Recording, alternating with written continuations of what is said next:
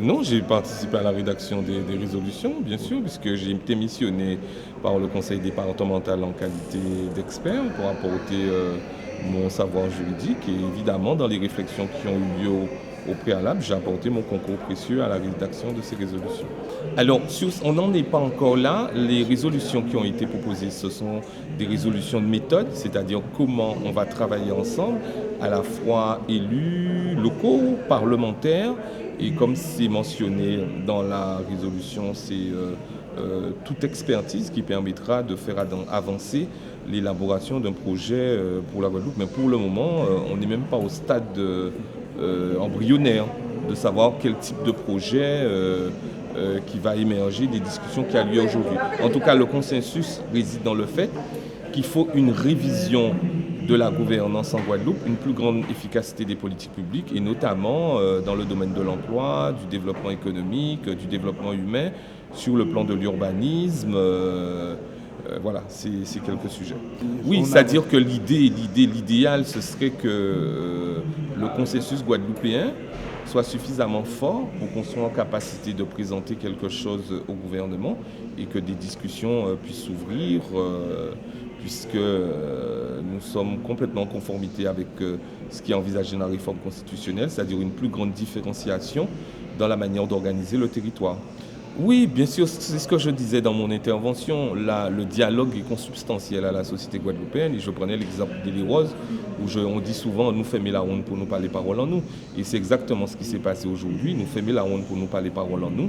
Et on peut observer au regard de tout ce qui a pu se passer ces dernières années, qu'il y a un consensus qui se dégage pour dire qu'il faut réviser la manière d'administrer le territoire guadeloupéen pour plus d'efficacité. Ce que tous les Guadeloupéens attendent, qu'il y ait une vraie responsabilité des élus face aux problématiques de la Guadeloupe. Alors, c'était important pour nous, il me semble, de bien positionner et poser les problèmes concernant le problème institutionnel. Il ne s'agit pas seulement de chercher à avoir le pouvoir. Et c'était ça depuis la décision pour nous, conseil départemental, de convoquer ce congrès. Eh bien, c'était ma problématique. Il ne s'agit pas de savoir dans quelle institution nous allons siéger, combien nous y serons, etc. Il s'agit de savoir quelles sont les problématiques auxquelles nous sommes confrontés et de trouver les mesures et les moyens adéquats pour faire en sorte que la vie des Guadeloupéens soit améliorée et surtout que la Guadeloupe soit prospère. Alors, nous avons pendant ces 2 jours évalué cette question de la différenciation. Alors, ce sera le président de la République qui va poser les termes de cela. Ce sera l'Assemblée nationale qui va débattre de cela. Et en amont comme en aval, on va dire l'État va cadrer les choses. C'était une très belle réunion où les élus ont pu se parler. Vous parler des problématiques de la Guadeloupe. Vous parler surtout des moyens pour parvenir à sortir du désastre économique et social que nous vivons. Donc c'est important que nous soyons tous présents. Élus régionaux et départementaux, les maires étaient également présents, puis les parlementaires qui vont les accompagner dans la démarche. Donc c'est vrai qu'on a vu des élus qui se sont mis d'accord. C'est vrai que les élus ont des discussions des fois vives, ne sont pas d'accord sur tout, mais en fin de compte, on peut trouver un dénominateur commun, que nous puissions porter ensemble des résolutions qui vont nous emmener tout doucement à une méthode qui permettra d'étudier et de mettre en place les compétences que nous voulons exercer dans le cadre d'une nouvelle collectivité, de savoir quelle gouvernance locale nous voulons et surtout quels sont les moyens que nous voulons pour pouvoir mettre en place les éléments qui nous permettront de sortir de l'ornière où nous sommes, c'est-à-dire les difficultés que nous avons concernant la problématique de l'eau, concernant les transports, concernant la jeunesse, concernant le chômage chez nous. Et je pense que c'était important que nous puissions évoluer puisque la réforme institutionnelle qui sera discutée l'année prochaine au Parlement nous permettra de le faire. Là pour accompagner, pour porter ma pierre à l'édifice, parce qu'il faudra, dans le cadre des discussions avec le gouvernement et les parlementaires, que nous puissions dire la voix des Guadeloupéens Et je pense que nous serons véritablement, il me semble, unis pour parler d'une même voix dans le cadre de cette problématique. Alors aujourd'hui, nous pouvons retenir de ce congrès que nous sommes surtout capables, ensemble, élus départementaux, élus régionaux et encore plus loin, élus municipaux, élus également des EPCI, capables d'être plus responsables, capables d'aller plus loin. Pour ma part, j'y crois fermement. Hier et aujourd'hui, nous avons assisté à des débats constructifs. Nous avons assisté aussi à quelques passes d'armes, certes, mais il ne faut pas retenir cela. Il faut retenir le concret, il faut retenir le constructif. Nous avons à l'unanimité ce soir voté des résolutions que nous présenterons par la suite à la population.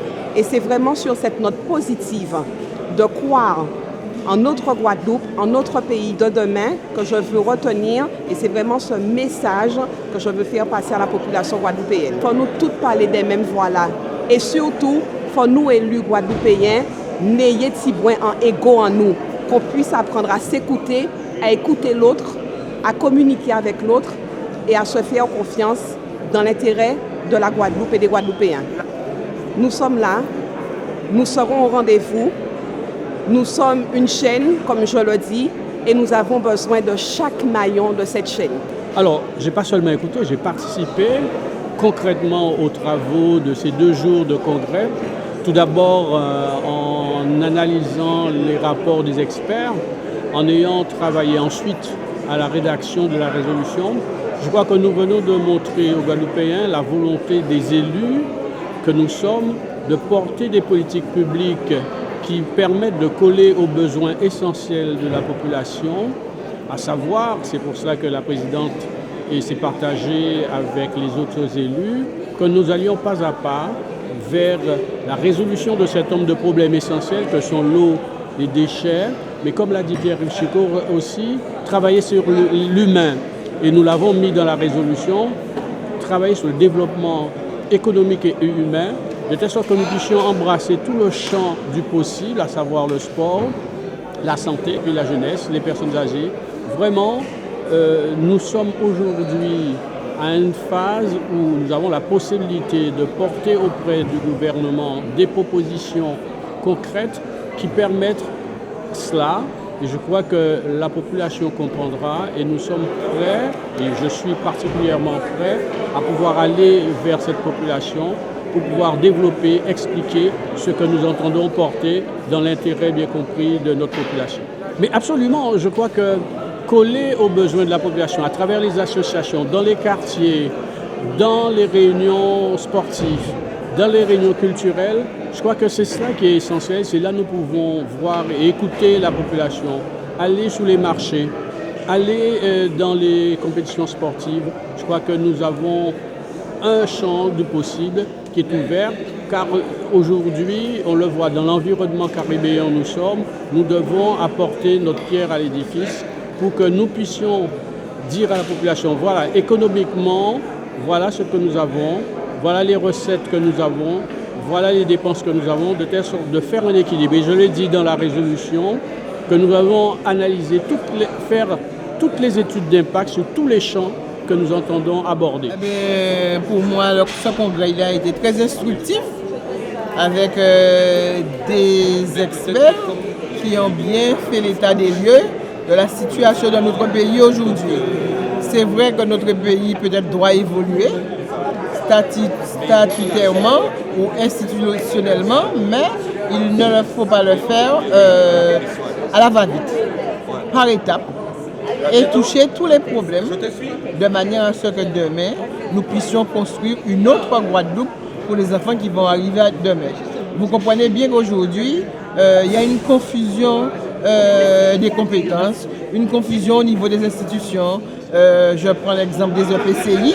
Aujourd'hui, l'eau est transférée, les déchets sont transférés aux communautés d'agglo et tout le monde vient se plaindre à la mairie, alors que le maire n'a aucun pouvoir pour agir.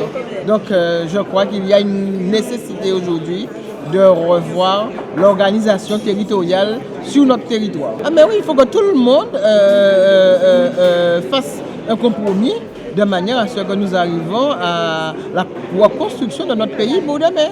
Aujourd'hui, je crois qu'on arrive à la fin d'un cycle et que Madame la Présidente a posé le problème. Mais regardez un peu aujourd'hui, c'est un préfet qui commence à dire partout que nous allons, qu'une préfecture sera transférée sans que nous soyons informés. On entend ça sur les ondes, d'où ça sort, on ne sait pas. On dit qu'il y a un dossier de quelque part, cela veut dire que les Guadeloupéens, y compris moi, on doit commencer à prendre notre destin en main.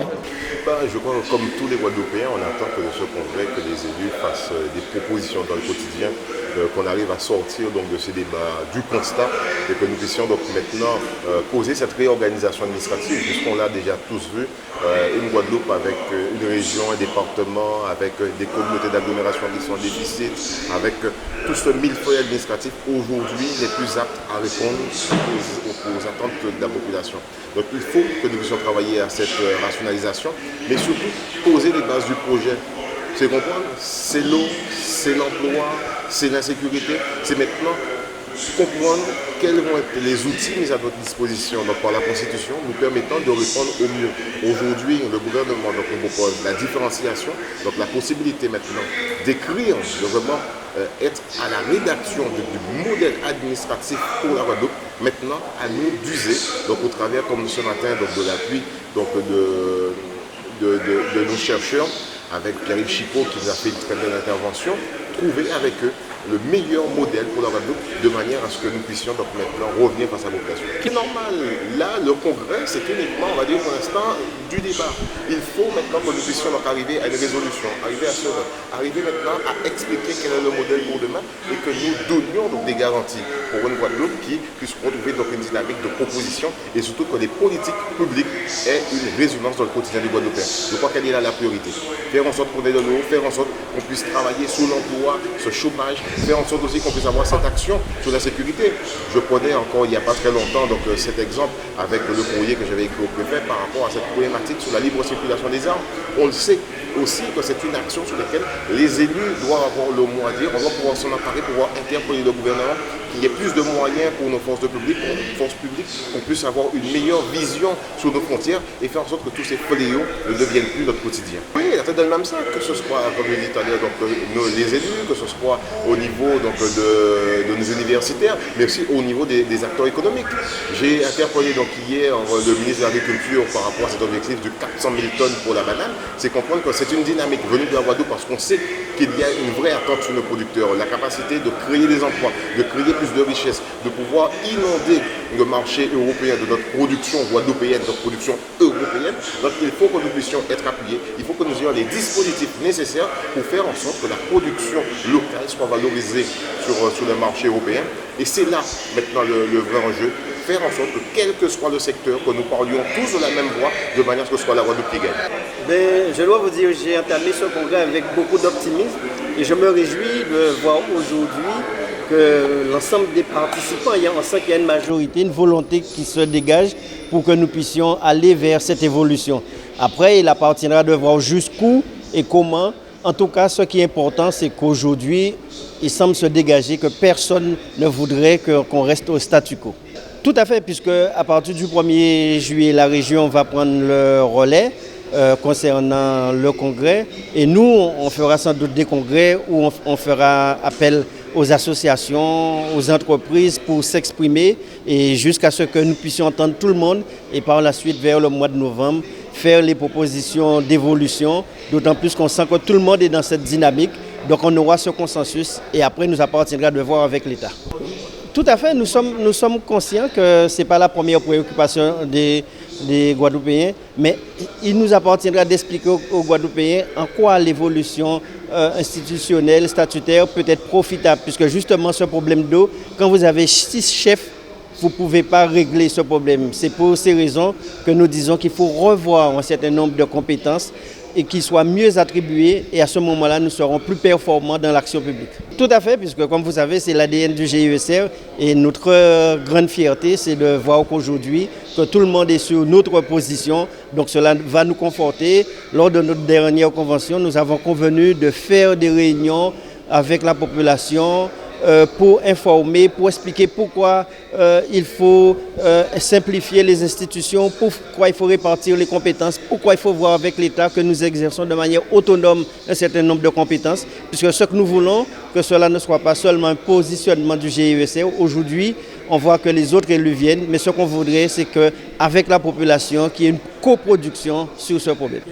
Mais c'est ce qui a fait le cœur de mon intervention hier, dire quel que soit le statut, quel que soit le mode d'organisation qui est proposé, ça doit d'abord résoudre les problèmes d'eau, les problèmes de santé, de déchets, de transport, de chômage. Qu'est-ce qu'on propose à nos jeunes demain, quel que soit le statut? C'est pour ça que moi, depuis hier, je dis qu'avant que ce soit un changement institutionnel, on a surtout besoin de parler d'économie. Qu'est-ce qu'on propose aux Guadeloupéens pour résoudre l'eau? Pourquoi il n'y a toujours pas d'eau qui coule dans les robinets en Guadeloupe? Est-ce que ce sont les modes d'organisation que nous avons jusqu'à présent qui ont empêché ça? Et quel statut ferait que nous ayons à nouveau de l'eau? Je ne suis pas sûre qu'on puisse mettre tous les problèmes en Guadeloupe en disant que c'est la faute d'un statut. Et ce n'est pas un statut qui va régler tous les problèmes. Donc c'est d'abord ça, faire déjà le bilan de tous les actes de décentralisation qu'on a eus. On en a eu depuis 1982, on est en 2019, on a eu diverses lois, faire le bilan, voir ce qui a empêché la résolution des problèmes inhérents à la Guadeloupe et ensuite voir ce qu'on peut faire pour améliorer les choses. S'il fallait passer par un changement, évidemment que je serais tout à fait d'accord, mais toujours pour que les Guadeloupéens y trouvent leur compte et qu'à aucun moment le peuple ne soit occulté de ce débat et que le peuple soit consulté sur son avenir. Je ne sais pas s'il faut mettre la tête dans le même sac, mais en tout état de cause, il faut discuter ensemble, mettre tout sur la table, n'occulter aucun problème. Moi, je ne crois pas au consensus, je crois à la discussion, je crois qu'on confronte les idées. Après, une fois qu'on aura fait ça, on avancera ensemble. La Guadeloupe retrouvera toujours ses enfants le moment venu. Après, se mettre ensemble à chaque fois, quand les gens disent nous mettre nous ensemble pour la Guadeloupe. En tout cas, ce que j'espère, c'est que nous puissions tomber sur un consensus, trouver une voie de sortie et faire une véritable proposition à la population guadeloupéenne.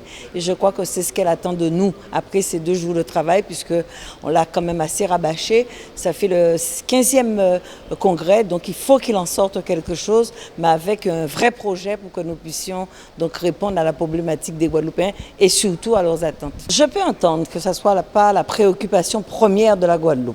C'est à nous, politiques, d'en faire et de faire notre affaire de cette affaire-là, justement, de pouvoir travailler là-dessus.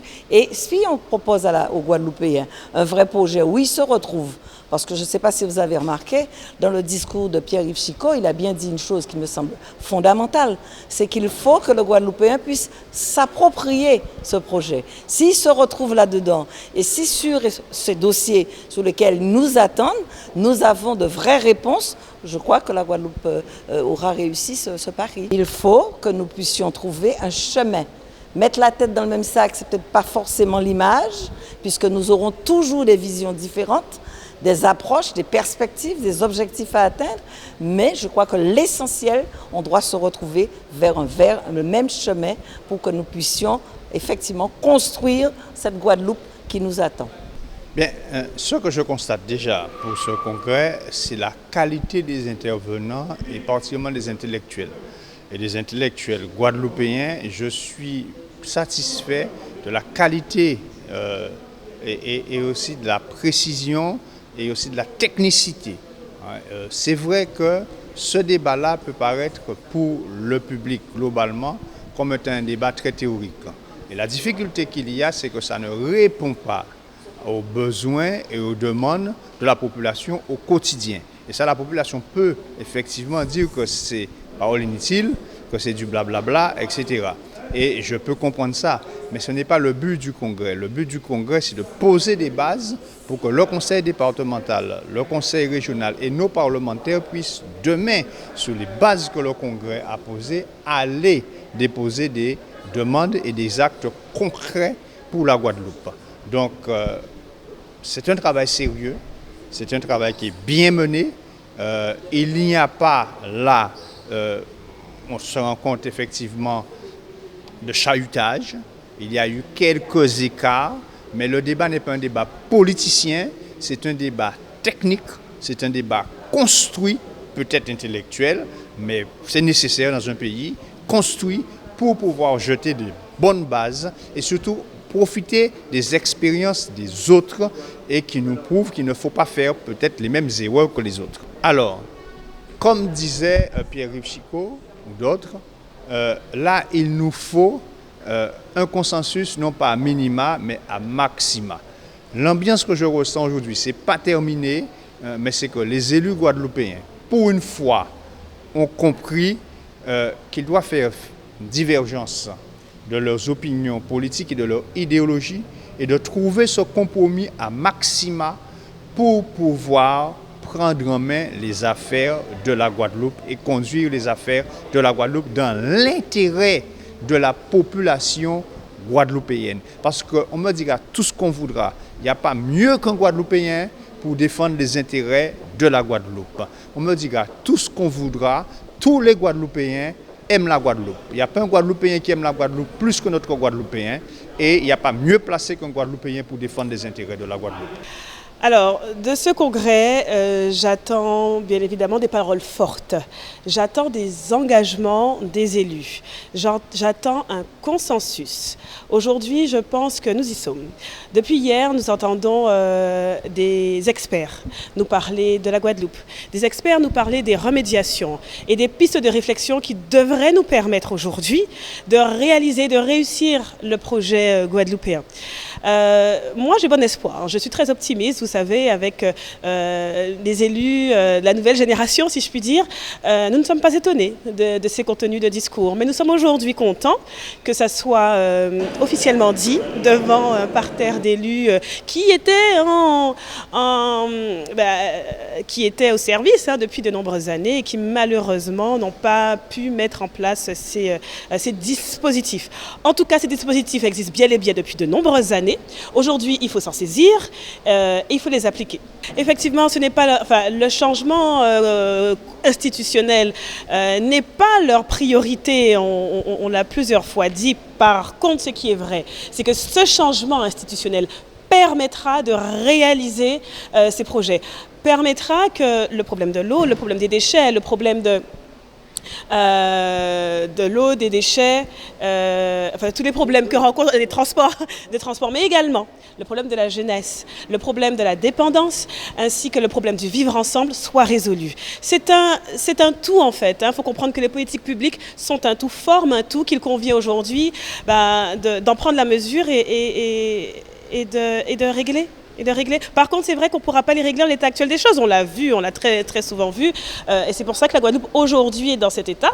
Donc, comme je l'ai dit, les solutions sont là. Et on nous l'a encore redit, les experts nous l'ont dit depuis hier, les solutions sont là. Elles sont à notre portée. Elles étaient déjà à notre portée. Mais les élus n'ont pas su saisir ces opportunités. En tout cas, comme je l'ai dit, il faut un consensus maximal. Et Pierre-Yves Chicot l'a redit, il faut un consensus maximal de l'ensemble de la classe politique. Parce qu'aujourd'hui, les Guadeloupéens nous regardent. Aujourd'hui, les Guadeloupéens sont éclairés. Aujourd'hui, nous sommes condamnés à réussir, non pas pour nous, non pas pour les futures élections, mais pour le développement de la Guadeloupe et pour l'avenir.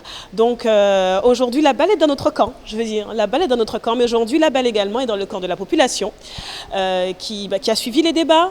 De toute façon, nous continuerons entre ce congrès et le prochain organisé par la région Guadeloupe. Il y aura des débats, il y aura dans la presse, il y aura sur le terrain avec vous, population. Nous viendrons, nous discuter avec vous, jeunesse, les jeunes. Nous discuterons avec vous, nous vous expliquerons les enjeux et la façon de faire pour régler les situations. Lors du prochain congrès, ce sera le temps des vraies résolutions. Et nous comptons sur vous, en tout cas, pour avoir votre mot à dire. Et nous serons là, en tout cas, pour faire vivre ce débat. Nous avons travailler avec la présidente dans l'intérêt des Guadeloupéens. Donc pour moi, c'est une très très bonne chose et j'espère que nous continuons en ce sens. Et même le sénateur Lucas qui était opposé aujourd'hui a suivi. Donc c'est une chose merveilleuse pour la Guadeloupe, en espérant que nous continuons ainsi. Comme je le dis, ce qui est important, c'est l'intérêt supérieur des Guadeloupéens. Je dirais quand même qu'on a franchi un pas, parce qu'il n'y a pas eu trop de discussions difficiles, dures. Il y a eu des partis qui ont fait valoir leurs idées, c'est tout à fait normal. Mais ce que je dis, c'est qu'on a franchi un pas pour continuer sur l'avenir. Continuer demain, continuer pour la Guadeloupe. Et je pense qu'il y a cette volonté aujourd'hui. Il est clair qu'on ne peut pas continuer en ce sens. Il y a des choses qui nous bloquent, qui nous ralentissent maintenant. Département, région, je pense parlementaire, EPCI. Nous nous mettrons ensemble pour la Guadeloupe et je ferai tout ce qui est à mon pouvoir personnel, d'autres humains, pour que nous puissions toujours rester ensemble sous des pour la Guadeloupe. Non, la priorité, c'est déjà mettre en place la commission ad hoc pour pouvoir travailler avec le département, région, avec les personnes que nous avons décidées. Mais surtout réfléchir sur le congrès que nous allons faire, peut-être 2 congrès, pourquoi pas 3 aussi, avec des thématiques, mais surtout donner la parole aux institutions, éviter que ce soit vraiment un congrès pour les institutions, associations, comités, ligues. Voilà. Moins de politique. Moins de politique, mais donner la parole plus de réalité, aux Guadeloupéens, la réalité, voilà, aux Guadeloupéens, pour qu'ils puissent s'exprimer. Et par la suite, nous verrons ensemble comment mettre en place l'autre congrès pour pouvoir vraiment travailler dans l'intérêt de la Guadeloupe. Absolument, très très belle réunion, mais je dirais très beau congrès. Parce que pendant 2 jours, nous avons discuté, nous avons entendu. Parce que la première matinée, c'est avoir entendu tous ceux qui pensent qu'ils sont dans un parti, tous ceux qui pensent qu'ils ont quelque chose à dire, qu'ils ont une information à apporter au sein de ce congrès, des élus départementaux et régionaux, élargis aux parlementaires. Mais j'ai voulu aller plus loin parce qu'aujourd'hui, nous avions à la fois les maires, les présidents de PCI avec nous. Nous avons aussi ceux qui ont osé prendre la parole et qui n'étaient pas membres lors de nos débats. Par exemple, nous avons écouté, nous avons entendu, au-delà d'entendre M. Payen, nous l'avons entendu parce qu'il avait aussi à parler et à nous dire un ressenti parce qu'il a une question à poser. Mais au-delà, je crois que ce qui fait notre fierté, c'est d'avoir aussi entendu nos experts. Ceux qui, je dirais, nous côtoient, mais ceux qui nous ont apporté une expertise et nous ont permis aussi de dire que nous serons accompagnés. Je parle de Père Yves Chicot, d'Alain Morin, de Madame Michel Gabriel qui est intervenue, et puis de nos 2 experts qui sont venus, M. Castagnette et Mme Bertil, qui sont venus juste, qui n'ont rien demandé, qui n'ont pas demandé d'être payés pour leur intervention et qui sont venus pour nous apporter leur expertise, je dirais, beaucoup plus large, pour mieux accompagner nos réflexions, mieux nous emmener aux résolutions que nous avons eues ce soir. Aujourd'hui, je dirais que c'est un congrès où tout le monde pouvait parler, puisque ça faisait tellement longtemps qu'on ne s'était pas parlé, ça faisait 6 ans qu'on ne s'était pas parlé. Donc redonner la parole, libérer la parole, c'était ce qu'il fallait, tout entendre. Parce que, par exemple, quand on a entendu le représentant de RN, le Rassemblement National, c'était pas, il m'a presque, je dirais, une agression verbale gentille, mais qui était ferme. Il fallait aussi entendre ça en disant qu'il était jeune et qu'il a besoin, moi je dis, qu'il aura à progresser et à savoir que la politique c'est un long cheminement, la politique c'est un engagement et rester fidèle à ses engagements. Rester droit debout et ne pas plier, par exemple, moi je suis socialiste. Le socialiste, mon parti, c'est vrai, peine peut-être à retrouver ce que nous avions il y a quelques années, mais je crois qu'il faut rester droit dans ses bottes, fidèle à ses convictions, fidèle à son ADN et se dire, eh bien, nous allons continuer à parler aux Guadeloupéens, à réexpliquer notre démarche aux Guadeloupéens et c'est ce que je m'évertue à faire parce que c'est une belle chose la politique et je voudrais lancer juste un message. Beaucoup de gens vous disent, on va faire politique, on va faire politique, etc. mais la politique, c'est notre vie. C'est elle qui permet, comme aujourd'hui, nous irons défendre ce que nous voulons pour la Guadeloupe et pour l'avenir de la Guadeloupe. Je voudrais que la jeunesse guadeloupéenne s'intéresse à la politique, s'implique en politique, tout en gardant les pieds bien ancrés au sol. À partir du moment où vous commencez à avoir la grosse tête ou que vous décollez le pied, il faut se poser des questions. Mais je crois en cette jeunesse guadeloupéenne, en sa possibilité d'analyse. Parce que rappelons que les anciens, ceux qui m'ont précédé, ceux qui dans cette enceinte même-là, il y a eu des joutes politiques terribles, il y a eu vraiment des prises de parole qui ont embrasé cet hémicycle. Ces gens-là nous ont préparé la route. À nous de préparer la route pour la jeunesse qui vient. Et c'est ça que j'ai voulu ce soir.